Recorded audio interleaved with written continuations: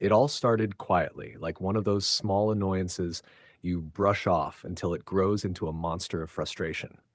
At first, I noticed a birthday card from my aunt in Florida never showed up. Then, a package with some expensive headphones I had ordered just vanished into thin air. A bank statement came weeks late, like it had taken a detour across 3 continents. Even a letter from the DMV that was supposed to arrive on time somehow never made it to me. I thought maybe it was just the post office having one of those classic "we lost your stuff, deal with it" moments. But after the third or fourth time, something inside me clicked. This wasn't chance. It wasn't bad luck. It was sabotage. Welcome to HOA Karen Chronicles. Someone was tampering with my mail. Now, I know what you're thinking. You live in a neighborhood with an HOA. Isn't everything supposed to be orderly? Ha! Ha! That's the joke. If anything, having an HOA around means chaos wrapped in paperwork. Fines for a flower pot being 2 inches too close to the driveway, violation notices for leaving your trash can out for an extra half hour. Ridiculous nonsense. Our president, Angela, better known as Karen Supreme, was infamous for this. She lived for nitpicking, breathing down neighbors' necks, and issuing threats in her shrill, "I have authority" voice. So I decided to play detective. One early morning, armed with a steaming mug of black coffee like some low-budget Sherlock Holmes, I stationed myself by the window. My eyes stayed glued to the mailbox like it was the last cookie in the jar. I was determined to find out who was messing with my mail. Every creak of the street, every bark of a dog, every passing jogger had me on high alert. My heartbeat matched the ticking of the clock. The smell of my coffee was the only thing grounding me as I prepared to uncover the truth. There I was, crouched by the blinds like some undercover cop in a bad action movie, coffee growing cold in my hand. Then, to my utter disbelief, the figure who crept up to my mailbox wasn't a random porch pirate or sneaky teenager. No, it was Angela, our HOA president herself, the crowned empress of petty rule enforcement. At 6 in the morning, dressed in her oversized robe that looked like it had lost a fight with a thrift store, she strutted over like she owned not just the neighborhood but the U.S. Postal Service, too. I watched her open my mailbox as casually as someone flipping through coupons.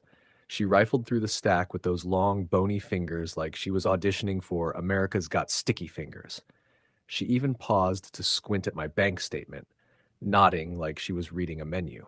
The audacity nearly made me spill my coffee, but I forced myself to stay quiet. I wasn't about to ruin the perfect sting by stomping out in my pajamas yelling, "Gotcha, you mail-thieving maniac!" No, I had to be smarter, so I played dumb. The next HOA meeting rolled around, and in true Karen fashion, Angela sat at the head of the table with her clipboards, pens, and that fake "I'm in charge" smile plastered across her face. I casually brought up the missing mail, pretending I was clueless. Without missing a beat, she waved it off. "Oh, the post office is unreliable these days," she chirped, shifting the blame like a pro-politician caught red-handed. Some neighbors even nodded like sheep, buying into her nonsense.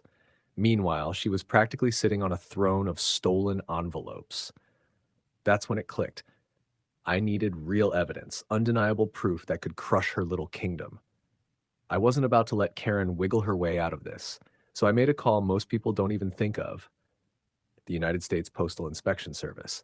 The agent on the phone didn't even hesitate. He explained in a calm, professional tone that what Angela was doing wasn't just rude, it was a federal crime. Under 18 U.S. Code Prager 1708, stealing or even tampering with mail is punishable by serious jail time and fines. Suddenly, this wasn't just HOA drama anymore. This was about to turn into a federal takedown. The postal inspectors didn't waste a single second. Agent Lopez, a sharp guy with the patience of a saint and the stare of a hawk, called me back with a plan that felt straight out of a crime drama. "We're going to bait her," he said, his voice steady. The idea was brilliant in its simplicity. They would plant a decoy package in my mailbox, one that looked completely ordinary but secretly had a tiny GPS device tucked inside. If Angela, the HOA queenpin, dared to touch it, the inspectors would know exactly where she went with it. I could barely sleep that night, my nerves buzzing. Before dawn, I slipped the trap into my mailbox. A small, padded envelope. Innocent on the outside, but hotter than dynamite to anyone foolish enough to mess with it. Then I waited, pretending to sip my coffee while my heart pounded like a drum solo. Right on schedule, Like a villain showing up to her own ambush, Angela marched across the street in her fluffy slippers. She glanced around with that exaggerated neck twist nosy neighbors do, then slid her greedy hands into my box and swiped the bait. My phone buzzed. Lopez and his team were already tracking her. I followed discreetly at a distance, adrenaline flooding my system. Angela strutted into her house, smug as ever, completely unaware she was seconds away from being exposed. She tore open the package right there in her living room. The inspectors didn't even give her time to smirk. They came knocking with badges raised and authority that could shut down any HOA meeting in a heartbeat. Angela, the self-proclaimed queen of the cul-de-sac, was slapped with federal charges: mail theft, tampering, and possession of stolen government property. The look on her face when the cuffs clicked shut was better than every HOA fine I'd ever been slapped with, combined. The neighborhood watched from their windows, jaws dropped, as their once untouchable president was escorted to the back of a federal vehicle.